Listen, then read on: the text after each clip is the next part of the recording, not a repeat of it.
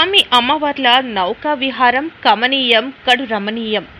తెలుగు రాష్ట్రాల ఆరాధ్య దైవంగా పూజలందుకుంటున్న శ్రీ శ్రీ అన్నవరం వీర వెంకట సత్యనారాయణ స్వామివారి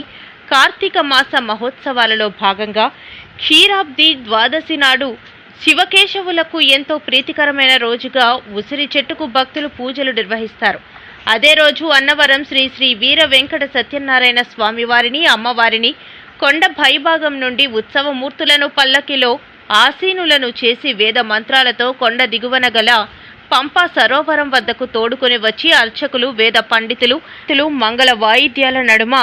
స్వామి అమ్మవార్లకు పూజారి కార్యక్రమాలు నిర్వహించి సర్వంగ సుందరంగా అలంకరించిన హంసవాహనంపై స్వామి అమ్మవార్లను ఆశీలునన్ను చేసి పంపా సరోవరంలో ముమ్మారు విహరించి తెప్పోత్సవ కార్యక్రమాన్ని అంగరంగ వైభవంగా మిరుమిట్లు కొలిపే విద్యుత్ కాంతులు బాణాసంచ భక్తులకు కనువిందు చేసే విధంగా దేవస్థానం కార్యనిర్వహణాధికారి ఈర్ల సుబ్బారావు, వంశపారంపర్య ధర్మకర్త ఐవి రోహిత్ ఆధ్వర్యంలో నిర్వహించిన ఈ కార్యక్రమానికి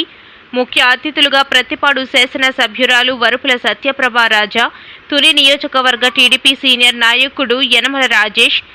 డీఎస్పీ శ్రీహరిరాజు, పోలీస్ శాఖ, దేవస్థానం సిబ్బంది పాల్గొన్నారు.